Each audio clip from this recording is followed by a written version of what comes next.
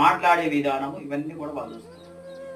నీ ఓర్పును, సహనమును ఇవన్నీ చూసి, అంటే నువ్వు చదువుకుంటున్న పిల్లలకు యేసయ్యను నమ్ముకున్నా నమ్ముకోకపోయినా పని చేసే ప్రతి ఒక్కరు చదువుకొని ఉద్యోగం కావచ్చు, వ్యాపారం కావచ్చు, ఏదైనా మెకానికల్గా వర్క్ కావచ్చు, కూలీనాలి పని కావచ్చు, ఇంకొక పని కావచ్చు, ఒక యజమానుడిగా కొన్ని ఎకరాల భూమిని పండించేవాడు కావచ్చు. ఓపిక లేకుండా మాట్లాడితే ఎవరైనా కూలి చేయడానికి వస్తారా? వచ్చిన వాళ్ళ ఊరికే విసిగిస్తుంటే వాళ్ళు ఎవరైనా కూలి వాళ్ళు వస్తారా ఆ పొలంలో పని చేయడానికి?